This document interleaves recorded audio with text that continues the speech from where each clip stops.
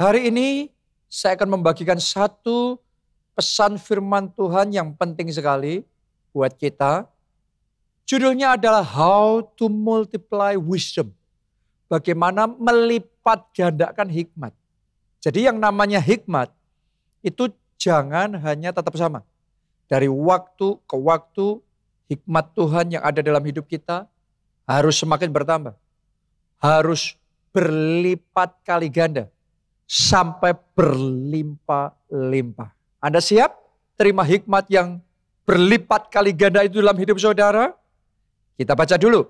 Yakobus 3 ayat 13 sampai 17.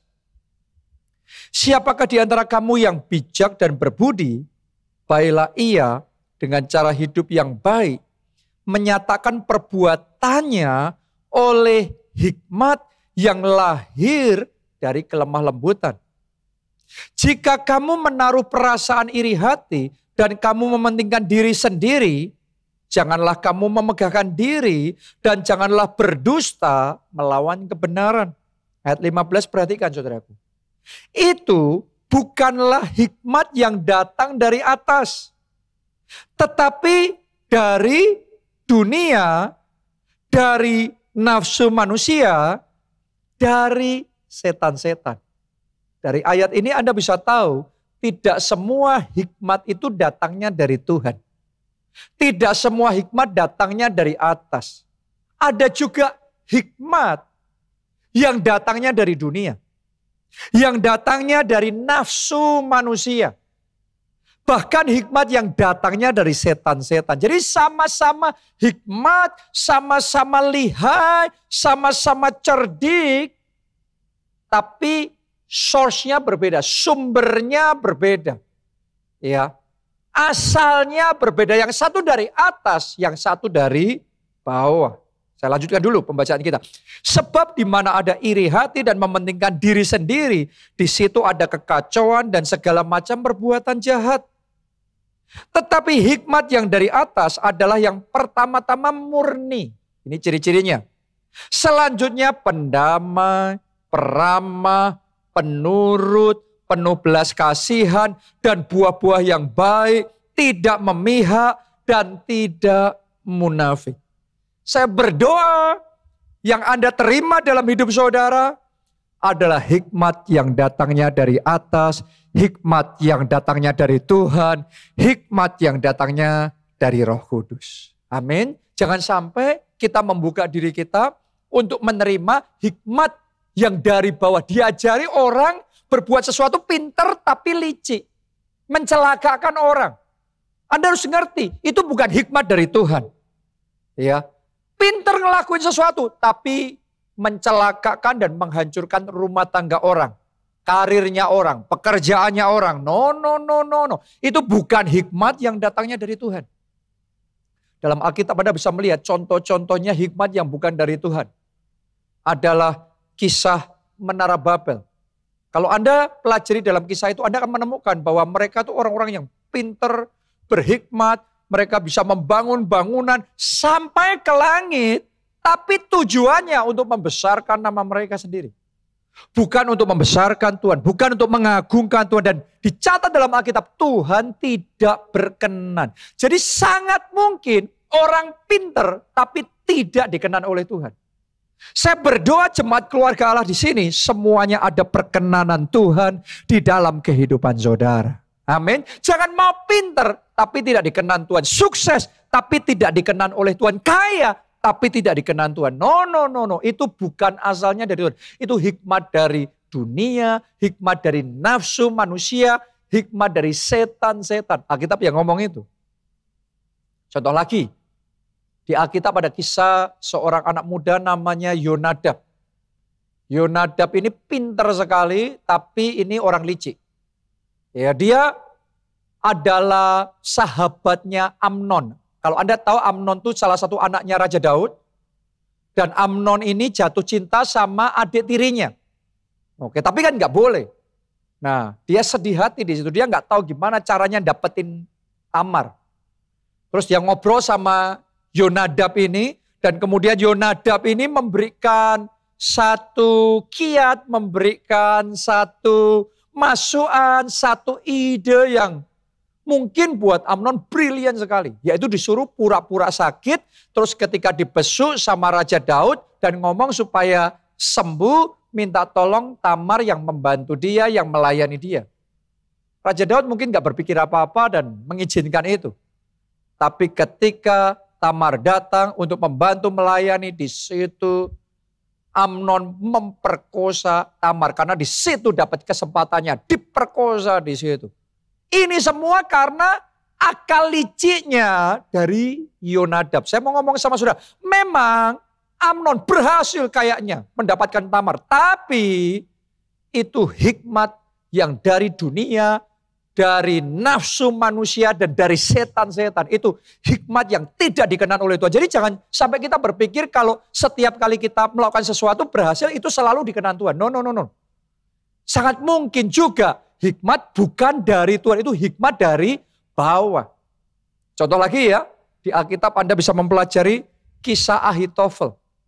Tadinya dia dipenuhi dengan hikmat dari atas. Hikmat surgawi, hikmat yang dari Tuhan. Pintar sekali, sehingga petunjuknya akurat dan petunjuknya disamakan dengan petunjuk dari Tuhan. Ini orang luar biasa sekali.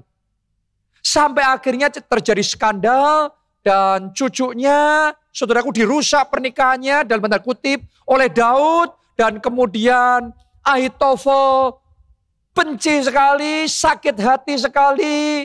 Ini menurut salah satu tafsir ya dalam Alkitab. Akhirnya dia tinggalkan Daud dan dia pulang ke desanya. Tapi di situ dia menyimpan kebencian, dia menyimpan dendam, dan dia menunggu waktu yang tepat. Begitu muncul pemberontakan Absalom, memberontak melawan Daud, dia ngomong ini waktunya. Dia balas dendam di situ.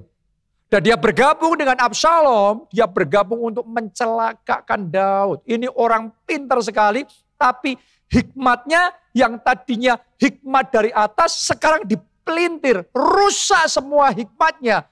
Sekarang hikmat yang datang mengisi dirinya, hikmat yang dari bawah, hikmat yang dari dunia, dari nafsu untuk balas dendam, dari setan-setan yang penuh dengan kebencian, itu yang menguasai dirinya. Saya mau ngomong sama saudara, makanya jaga hati. Jangan sampai kita yang tadinya dipenuhi hikmat Tuhan, akhirnya malah sekarang membuka diri, hikmat dari setan-setan, hikmat dari nafsu dunia, nafsu manusia.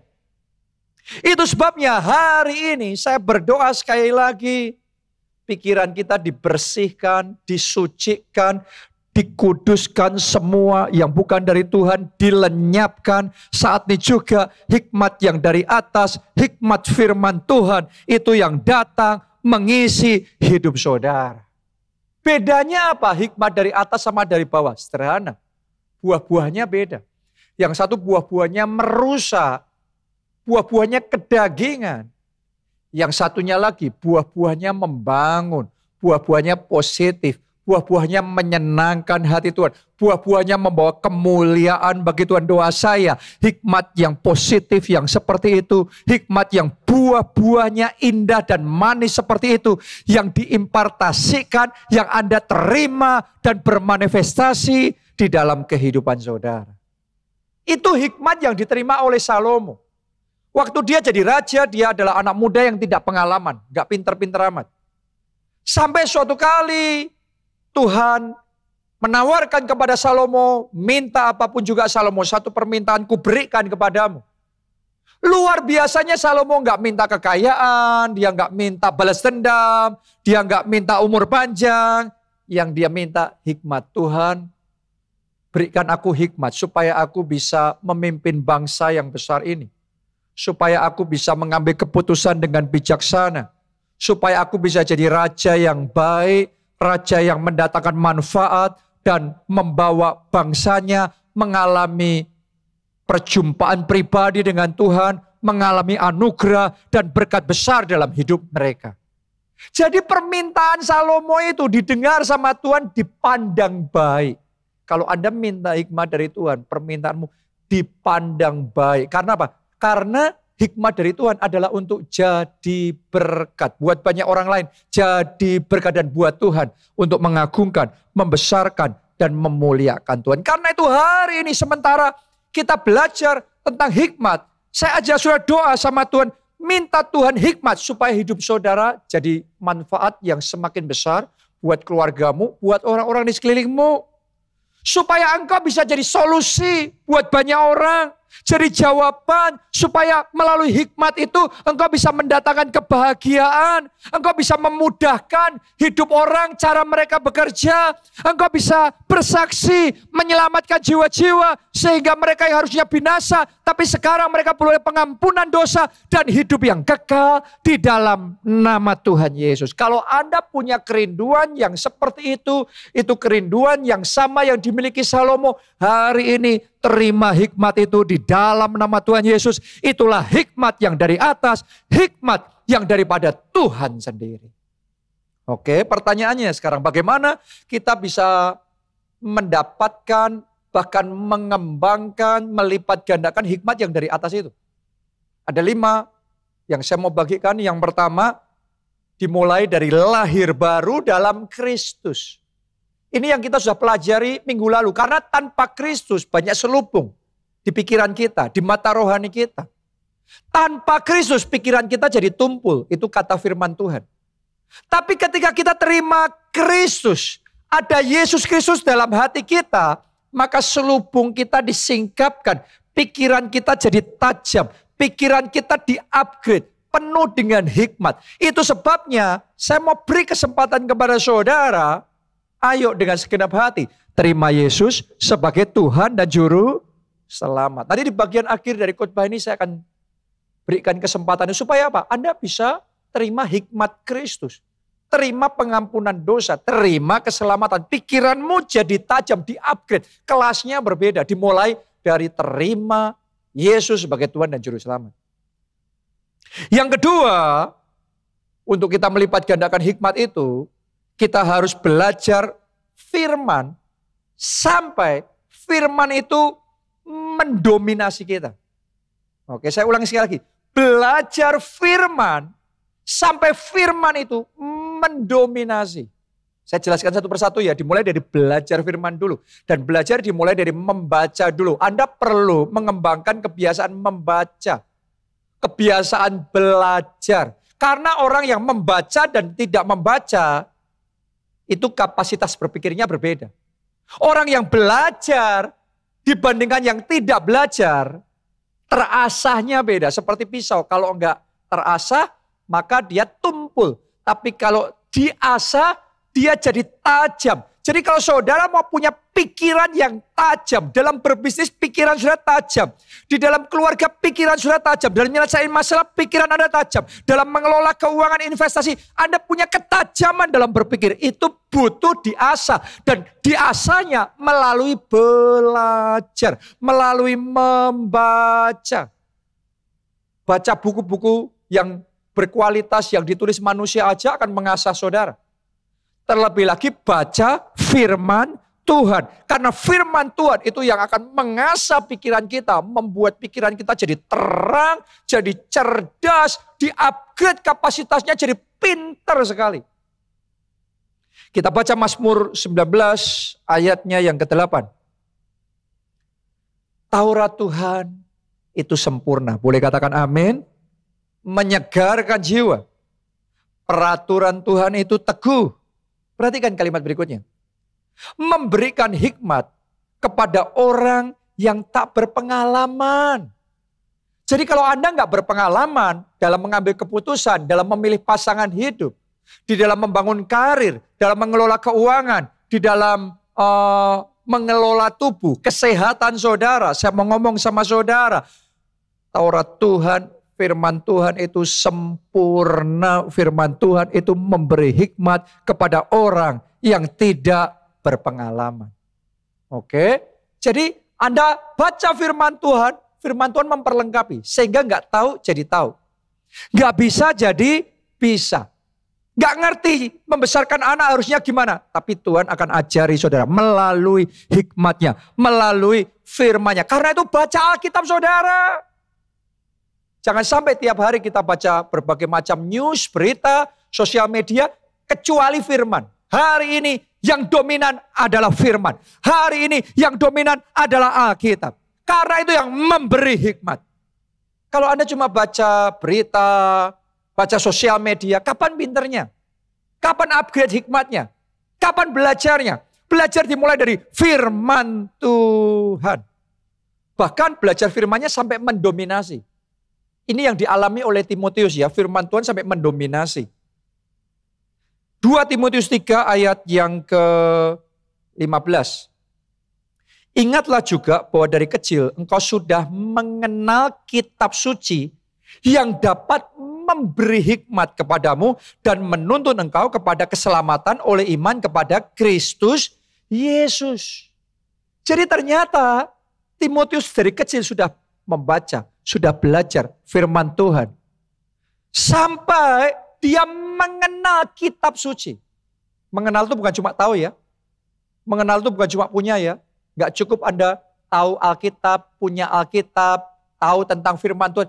Tapi mengenal, Anda kenal. Ada dimensi yang lebih dalam dari mengenal firman. Itu artinya firman itu bukan cuma sekelebat tahu, sepintas saja, sambil lalu. No. Tapi firman itu sampai merasuk, sampai mengakar, sampai jadi bagian dalam hidup kita. Sampai mendominasi kita. Saat itulah hikmat Allah akan terpancar dalam hidup saudara. Kenapa itu penting?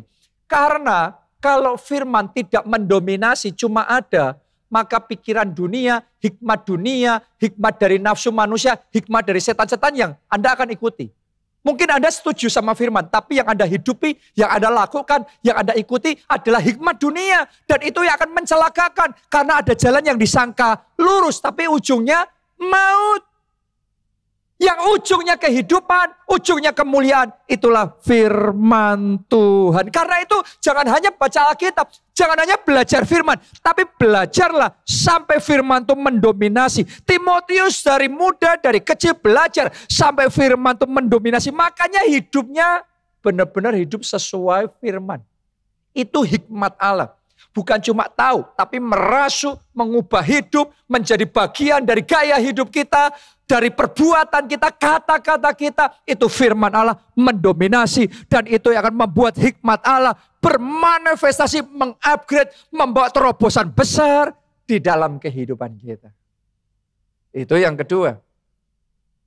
Yang ketiga, kalau Anda mau melipat gandakan hikmat Tuhan, butuh yang namanya mencari Tuhan lebih lagi dengan sepenuh hati dalam hidupmu. Kita baca Amsal 28 ayat yang kelima. Orang yang jahat tidak mengerti keadilan. Tetapi, perhatikan ini saudaraku. Orang yang mencari Tuhan. Do you search for God? Apakah Anda mencari Tuhan? Bukan asal ya. Tapi sungguh-sungguh mencari Tuhan.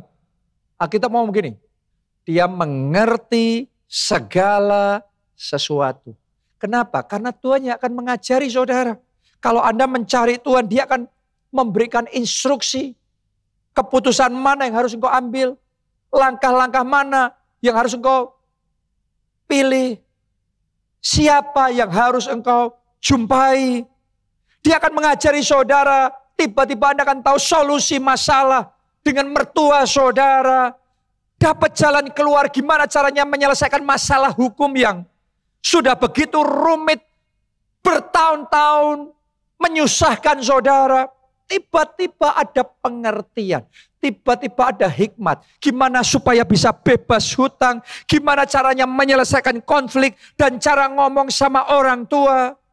Dimulainya dengan mencari Tuhan. Oh, saya berdoa mulai hari ini hati yang mencari Tuhan. Dengan sepenuh hati. Itu bangkit di dalam hati saudara. Muncul dalam hidup saudara. Bukan asal mencari Tuhan. Tapi sepenuh hati mencari Tuhan. Anda harus ngerti loh. Semua orang Kristen mencari Tuhan. Tapi yang hanya sepenuh hati mencari Tuhan. Yang menemukan Tuhan. Semua orang Kristen berdoa. Tapi hanya orang yang berdoa dengan sungguh-sungguh yang doanya besar kuasanya. Jadi Yang namanya mencari Tuhan saja itu enggak cukup. Kalau enggak sepenuh hati, sia-sia. Hari ini saya ajak saudara mencari Tuhannya sepenuh hati. Maka engkau akan dibuat Tuhan mengerti segala sesuatu. Hikmat akan diberikan dalam hidupmu. Karena Tuhan akan mengajari saudara. Orang yang mencari Tuhan segenap hati itu Tuhan menetapkan langkah-langkahnya. Dikasih hikmat dari Tuhan. Itu yang dialami oleh Daniel. Anda boleh lihat dalam hidup Daniel ini. Dia orang yang mencari Tuhan dengan sungguh-sungguh. Bahkan Alkitab mencatat setiap hari 3 kali sehari Daniel berdoa sungguh sama Tuhan. Dan saya yakinkan saudara itu bukan cuma 3 kali itu doa pagi, doa makan pagi, doa makan siang, doa makan malam. No. Tapi itu 3 kali berdoa dengan segenap hati. Sehingga sampai-sampai ketika diumumkan larangan untuk berdoa kepada Allah manapun atau akan dilemparkan dijatuhi hukuman mati, Daniel ngambil resiko tetap melakukan seperti yang biasa dia lakukan. 3 kali sehari berdoa sungguh-sungguh sama Tuhan. Itu namanya berdoa, itu namanya mencari Tuhan. Tidak heran Daniel ini dibuat Tuhan mengerti segala sesuatu. Diberi hikmat 10 kali lebih cerdas dari semua orang-orang pintar di negeri itu. Kenapa? Karena dia mencari Tuhan sepenuh hati. Kita baca Daniel 5 ayat 12. Karena pada orang itu terdapat roh yang luar biasa dan pengetahuan dan akal budi. Ini bicara tentang Daniel ya. Sehingga dapat menerangkan mimpi. Lihat saudaraku, hikmatnya Daniel. Menyingkapkan hal-hal yang tersembunyi. Wow. Orang lain gak ada yang tahu. Hanya Daniel yang tahu. Dan menguraikan kekusutan. Buat orang lain itu rumit banget, sudah pusing. Tapi Daniel bisa menguraikan kekusutan. Yakni Daniel yang dinamai Belshazzar oleh raja. Baiklah sekarang Daniel dipanggil dan ia akan memberitahukan maknanya. Semuanya ini dimulai karena Daniel mencari Tuhan dengan sungguh-sungguh. Hari ini saya mau ajak saudara semua, jangan hanya mencari Tuhan, cari Tuhannya sepenuh hati. Jangan hanya berdoa, doanya sungguh-sungguh. Alkitab mencatat Elia manusia biasa sama seperti kita, tapi ia sungguh-sungguh berdoa, maka langit ditutup. Hujan gak turun. 3,5 tahun. Terus dia sungguh-sungguh berdoa lagi. Maka langit dibuka. Hujan turun. Jadi langit ditutup atau dibuka. Hujan turun apa hujan tidak turun. Itu at the command of Elijah. Itu atas perintahnya Elia. Kenapa? Karena dia tahu the secret. Dia tahu rahasianya. Berdoa dengan sungguh-sungguh. Coba Anda renungkan. Banyak orang berdoa. Tapi doanya gak ada kuasanya. Kesungguhan hati masalahnya. Jadi hari ini saya ingin ajak saudara berdoanya, mencari Tuhannya dengan sungguh-sungguh. Mulai hari ini doa pagimu sungguh-sungguh. Doa siangmu sungguh-sungguh. Doa malammu sungguh-sungguh. Di gereja kita ada Pondok Daud. Tempat pujian penyembahan 24 hours, 24 jam sehari, 7 hari seminggu. Saya ajak saudara, ayo sungguh-sungguh mencari Tuhannya, sungguh-sungguh. Maka Tuhan akan membuat Anda mengerti segala sesuatu. Itu hikmat yang dari atas, datangnya dari Tuhan. Oke, yang keempat, gimana caranya kita menerima hikmat Tuhan dan melipat gandakan hikmat itu? Yang keempat, meminta hikmat kepada Tuhan. Jadi Anda itu bisa terima hikmat loh dengan cara minta sama Tuhan, Tuhan beri aku hikmat. Kita baca ya, Yakobus 1 ayat 5-6. Tetapi apabila di antara kamu ada yang kekurangan hikmat. Siapa di sini yang merasa butuh hikmat lebih besar untuk keluarga saudara, untuk membangun pernikahan saudara, untuk mendidik anak saudara? Siapa yang butuh hikmat supaya sakit penyakit saudara bisa disembuhkan, supaya hutang saudara bisa lunas, pekerjaan Anda bisa maju, bisnis saudara ekspansi? Siapa yang butuh hikmat dari Tuhan? Alkitab ngomong begini, apabila di antara kamu ada yang kekurangan hikmat, hendaklah ia memintakannya kepada Allah. Oke? yang memberikan kepada semua orang dengan murah hati dan dengan tidak membangkit-bangkit, maka hal itu akan diberikan kepadanya. Hendaklah ia memintakannya dengan iman dan sama sekali jangan bimbang, sebab orang yang bimbang sama dengan gelombang laut yang diombang-ambingkan kian kemari oleh angin. Jadi Anda mau hikmat, Anda bisa memintakannya kepada Tuhan. Yang pertama, Anda bisa minta hikmat untuk dirimu sendiri. Tuhan, aku butuh hikmat-Mu Tuhan untuk ambil keputusan ini.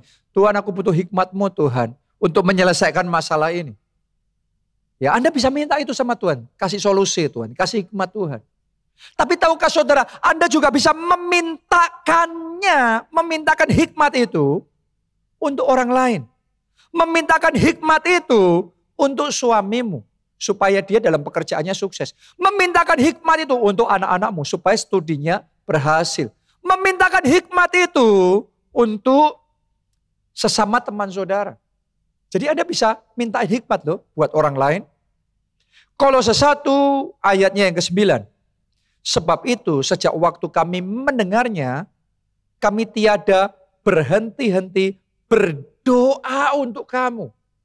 Tiada berhenti-henti berdoa untuk kamu.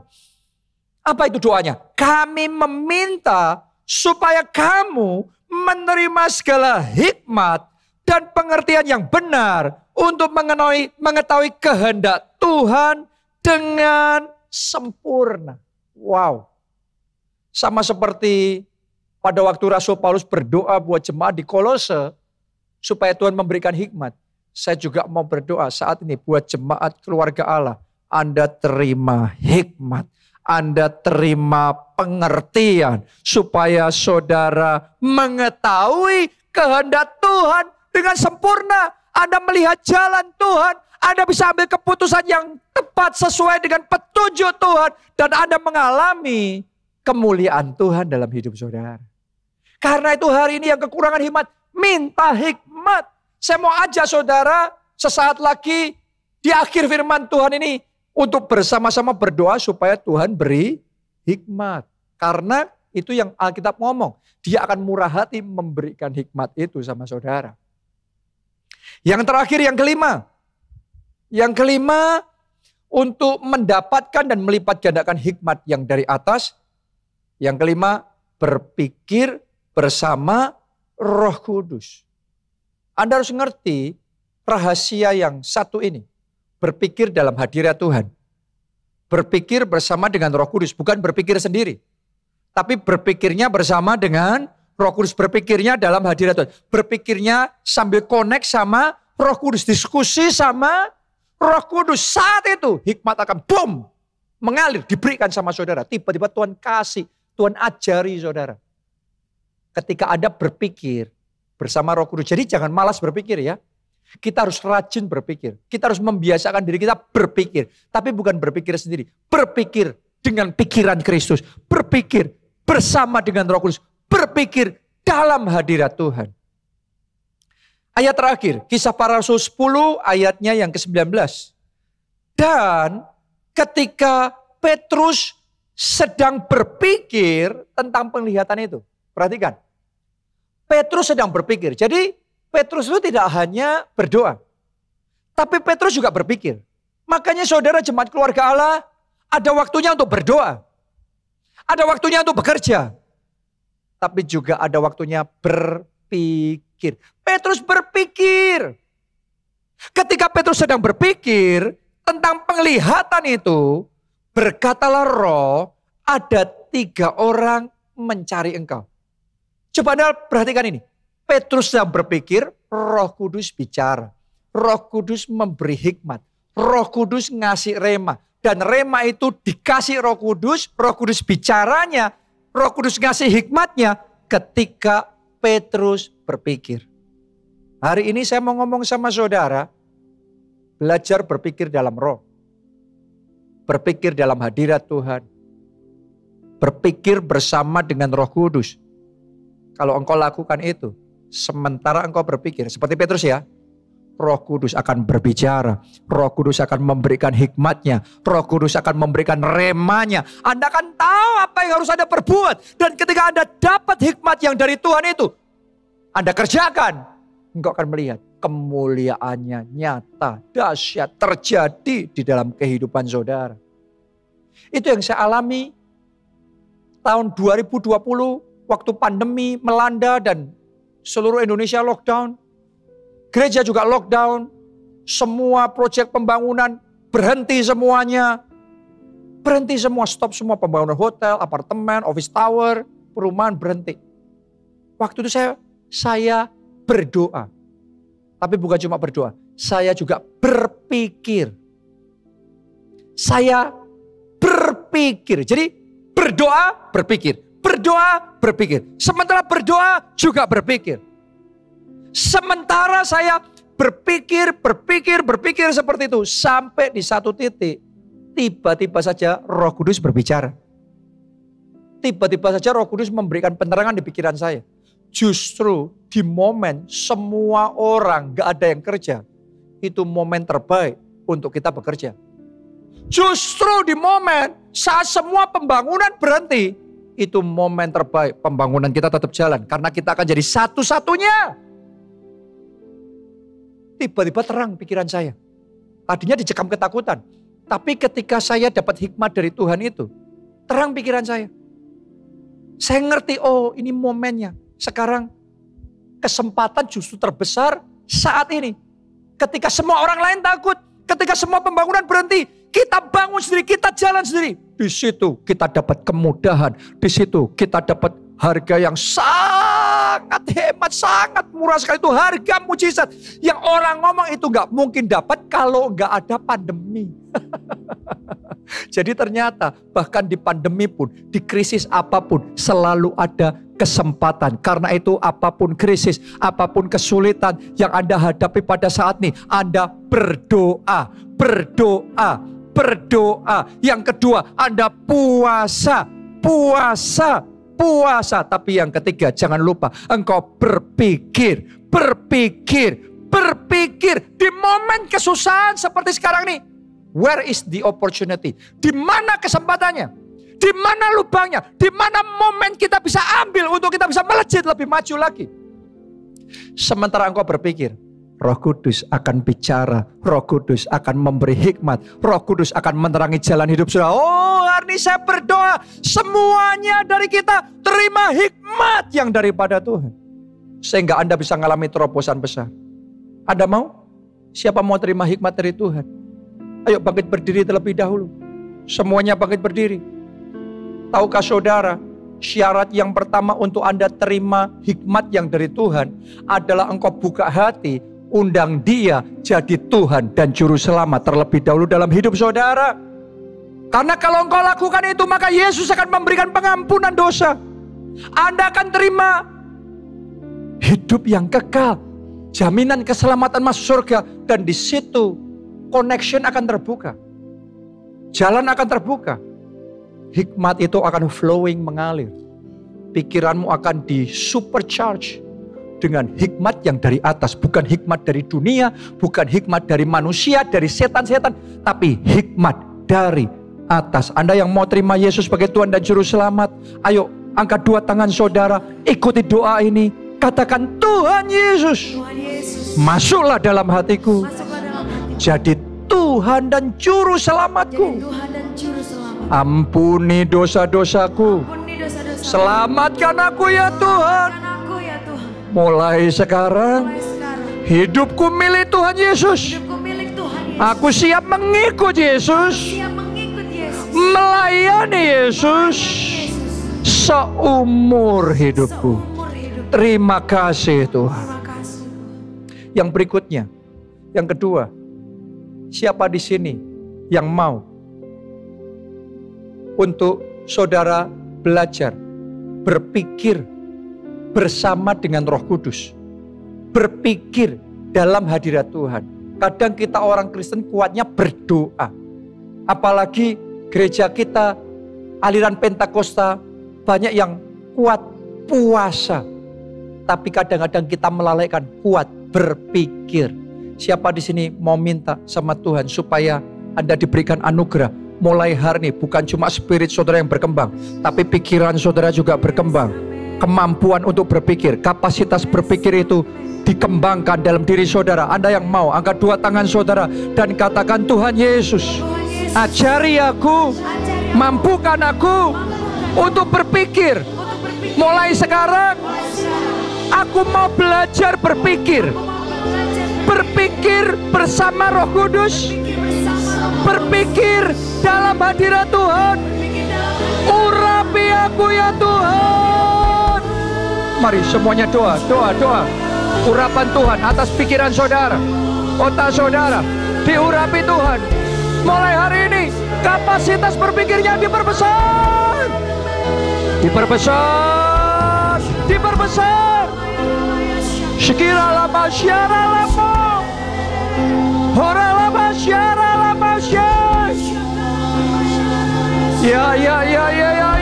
Mulai hari ini semua kemalasan berpikir disingkirkan, digantikan dengan kerajinan, ketekunan untuk belajar, untuk membaca, untuk berpikir dalam hadirat Tuhan bersama dengan Roh Kudus. Dan biar hikmat Allah itu mengalir, mengalir, mengalir. Haleluya, haleluya, haleluya. Oh Jesus, teach us, oh Lord, how to think. Ajari kami untuk berpikir. Teach your people, oh Lord. Haleluya. Yang berikutnya, firman Tuhan juga berkata,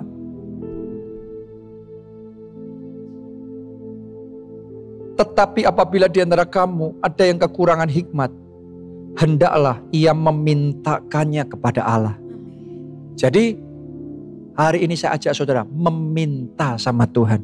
Minta hikmat untuk saudara sendiri, dan saya sebagai hamba Tuhan, saya akan berdoa memintakannya kepada Allah buat saudara. Anda mau itu? Saya berdoa hari ini kita semua terima karunia hikmat. Karena hikmat itu bisa dikaruniakan. Hikmat itu bukan hanya diasah, dipertajam, dipelajari, tapi ada hikmat dari atas dikaruniakan. Anda yang mau dikaruniakan dengan hikmat itu, sekarang angkat dua tanganmu dan ikuti doa ini. Tuhan Yesus, aku butuh hikmat dari atas itu. Aku butuh hikmat firman Tuhan itu. Karena itu karuniakan kepadaku hikmat seperti Daniel, hikmat seperti Salomo. Di dalam nama Yesus, aku terima. Sekarang terima, saudara, dengan iman terima. Seperti Daniel terima, Salomo juga terima. Anda dan saya terima karunia hikmat itu. Terima.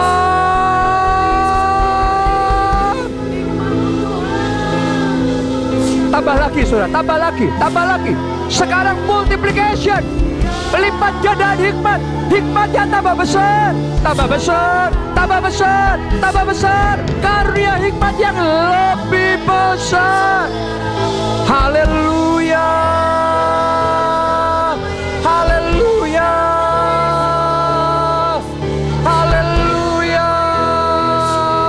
Kami terima hikmat-Mu Tuhan. Mengalirlah, penuhilah. Oh, urapi, urapi, urapi, urapi. Urapi kami ya Tuhan, dengan hikmat yang dari atas, hikmat surgawi. Mari kita katakan, aku percaya Tuhan pada firman-Mu. Aku percaya pada firman-Mu. Aku melangkah dengan imanku. tetap setia pada perjanjian. Jadikan ku hamba milik-Mu. Mari lambaikan dua tangan, katakan, aku percaya pada firman-Mu. Aku melangkah dengan imanku, tetap setia pada perjanjian. Jadikan ku hamba milik-Mu, tetap setia pada perjanjian. Jadikan ku hamba milik-Mu, tetap setia pada perjanjian. Jadikan ku hamba milik-Mu. Haleluya. Terima kasih Tuhan. Mari angkat dua tangan saudara dan terima berkat Tuhan ini. Diberkati saudara oleh Tuhan. Amin. Diberkati keluarga saudara oleh Tuhan. Amin. Diberkati studi dan pekerjaan saudara oleh Tuhan. Amin. Diberkati kesehatan dan masa depan saudara oleh Tuhan. Dan diberkati pertumbuhan rohani serta pelayananmu, sehingga engkau jadi berkat dan banyak orang diselamatkan melalui kesaksian saudara. Dalam anugerah Allah Bapa, cinta kasih Yesus Kristus, persekutuan dengan Roh Kudus sekarang sampai selama-lamanya. Mari bersama-sama katakan, amin. Salam keluarga Allah, Tuhan Yesus memberkati.